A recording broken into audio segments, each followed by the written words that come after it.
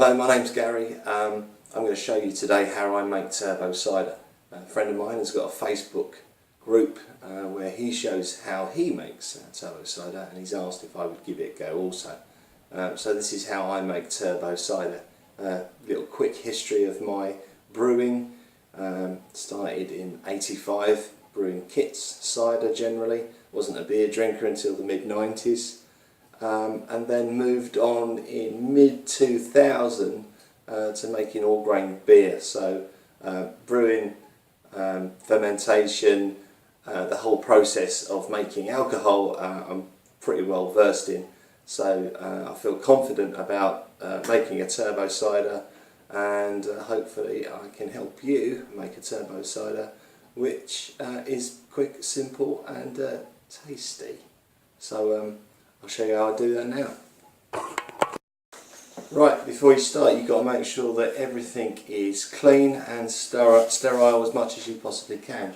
There's a number of things in the market. I will show you now what some of those are. Okay, this is about the 400th take for a small piece of information for you. I'll try and get it right because 401 I think I'll give up. So, cleanliness and sterilisation. You need to make sure that all your equipment is clean and sterile. This is very simply done by you using a little bit of elbow grease, which apparently is free. However, there are products on the market that aren't free that will help you with this, and I'm going to show you a few of those pros and cons. Here we go. This is going to be a very long day. So, thin bleach. As a starter, most people have bleach in their home. Make sure it is the thin bleach, not the thick bleach. Very good for cleaning and sanitising your equipment. Problem is you need to make sure that it's rinsed afterwards and you don't have that sort of a slimy feel on your equipment. So if you're washing out your fermenters or your buckets, you will feel that when the bleach is in there it's slightly slippery, and when it's been sort of rinsed out you'll feel a slight grip, and then you'll know that it's gone. Obviously smell as well. Just make sure that it's not there because that will transfer over. So on the internet, look for the dilutions so that you understand how much bleach to use. Obviously I'm not going to give you that here, there's a number of resources out there, so you go and do a bit of research on using thin bleach as a cheap and cheerful cleaner sanitizer. Equally, whilst you're out there, you'll probably find something called acidifying bleach. Now that's citric acid. If you put citric acid with your thin bleach, you will make the power of the bleach so much more powerful, as it were, so much stronger. Downside, gases are released because there's a chemical reaction. Those gases are not very good, so make sure you do it outside, windows open, ventilation, and make sure you understand what you're doing before you do it. Therefore, look up on the internet, there's a number of resources show you about acidifying your bleach. So that's thin bleach and acid, or just thin bleach if you want to keep it a little bit safer. But just make sure that you rinse afterwards. So we'll move on to the next one. You can probably see me aging. This is take 2421. Before I move on to the cleaner and steriliser, I think I'd best point out that I live in a family of 6 people.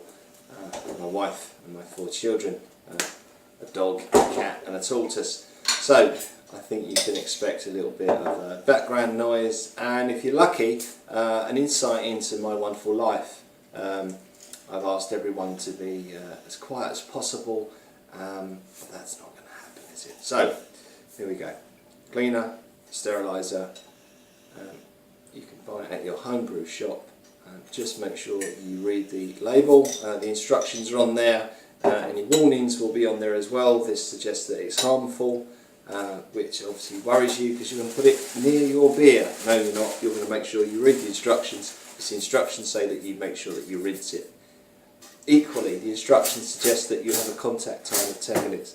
Now, when I spoke about the bleach, which obviously you go off to the internet, you find out about acidifying bleach if you feel the need, and thin bleach as a cleaner and steriliser, you make sure that you understand the contact times. It's not just a matter of dipping it in. So if you get your hydrometer, your funnel, and just dip it in, that's not going to make it clean and sterile.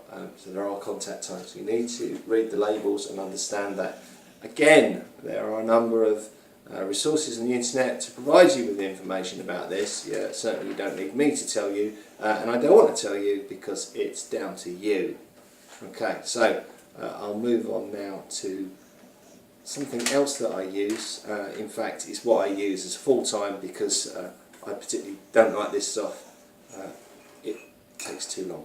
We haven't got time for doing that in a busy day, so I like to do quick and easy. So I'll tell you about that in a second.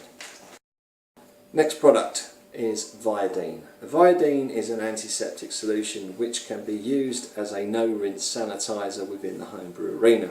You will need to go to a pharmacy to purchase this. It's very likely you will need to get it on special order, not something they generally keep in stock. They may question why you need it. Explain to them it's for homebrew and everything should be fine. As I understand, surgeons use this to swab your body prior to any operations, ensuring that you are nice and clean, so not to get any infections. Also for cuts and grazes. So explain to them you need it for your homebrew and everything should be okay. Dilutions, contact times, look on the internet for information. So it's called Viodine. I believe you look up Ifador is a similar product as well, I believe. Equally, as I recall, 1.25 mils per litre of water will give you a no-rinse solution. You can also use it in your dustbins if you need to clean out your dustbins, because it's pretty good at cleaning all those nasties. I wouldn't use it on plastics, certainly white plastics. The buckets and fermenters tends to tarnish, sort of give them a bit of a colour change. So if you want to keep them nice and white, don't use this stuff, but it's great on stainless steel and glass. There is a phrase, if it's red, it's dead, and that's definitely the case with this stuff. So if you want to ensure that everything, all the nasties have been killed, this is the stuff you need. That said, it isn't my preferred sanitizer cleaner. I will be talking about that in just 1 second. Final product. Final product is my preferred product, but before I talk about that, I'd just like to apologise. I've just noticed that the playback for this particular video is not as I would have expected. It's because I'm using my phone to record this and it's not HD. So you'll just have to bear with it, and maybe next time I will adjust it. Equally, I'm using a piece of software which I've never used before, and I don't think that it's the preferred piece of software. So if the quality is a bit jumpy and the sound quality is not so good, I do apologise, but you'll just have to build a bridge and get over it. So here we go. Star San. Star San is a no-rinse sanitizer. It's my preferred sanitizer of choice because of how simple and easy it is. This was only available at one time from America, and I would have to pay 3 times the amount that it cost to buy the bottle to ship it over. Thankfully, UK homebrew shops have seen what a wonderful product it is, and they are now stocking it, albeit it's probably 3 times the price it is in America, but the shipping is that much cheaper. Obviously you go off to the internet and try and find it. It's Star San. Star San, they make a number of products. This particular one suits my needs. This size of bottle is a 16 ounce. They do a smaller version which is an 8 ounce. I think they do one above this and then a gallon. I'm not going into production, so I'll stick with my 16 ounce. 16 ounce works out very well for me. I've got a brewery, I do a number of cleaning runs, etc. So this works out quite nice. As you can see, I'm getting to the end. I've had this for about a year, but I do quite a bit of brewing, so maybe I want an 8 ounce. I didn't buy the 8 ounce because the cost from buying an 8 to a 16 is probably only a few pounds, so buy a bigger one, share it with a friend if you need to. Great stuff. Look on the internet for dilutions, contact times. I understand that on the instructions the contact time suggests 2 minutes. That, I believe, is some federal rule that they have to have. The chap who invented this explains 30 seconds contact time is more than sufficient, but there is a minimum contact time for American law. But they aren't allowed to actually say 30 seconds is acceptable because of the way their law works. So, great stuff. Have a look. To the point of, I was quite interested how the chap discovered this, and it was a bit of a mistake, as I understand. So there are a number of podcasts out there. Go and have a look and find out about Starsan. Interesting stuff. I think the word serendipity was used when they actually discovered this. It was originally devised for the dairy industry, which, if you are a brewer, you will find there are a lot of similarities between the dairy industry and brewing industry, purely on the sanitisation side of things. You may find that there's a lot of things that work well in the dairy industry and brewing, and they are quite interchangeable, as I've discovered myself. But this stuff was originally designed for dairy, but pretty much the same requirement for brewing. It just has to be clean. Great stuff. You will find if you do use it, there is a strange effect in as much as it froths and it foams. The reason behind that is they've put a foaming agent in there so that when it does foam, it clings to the sides, everything gets touched, there's contact time. So if you've got a bucket, you give it a swill, the bubbles will slowly sink down, and therefore sterilising it to go. The foam itself, obviously, can be, you think that it'd be a problem because you need to get the foam out. It's a no rinse sanitizer, so you can leave the foam in there. In fact, the chap who invented this tells you that the yeasts will benefit from the residue which is left behind, because it will quite happily eat it up. And there is a phrase that they use, and it's don't fear the foam. So have a look, Starsan, it's a great product. Recap on cleaning and sanitisation. Hopefully the last few segments have helped, albeit I've told you to go off to the internet and do some research for yourself. So we've got thin bleach. Make sure it's thin bleach when you're cleaning your buckets and your fermenters out.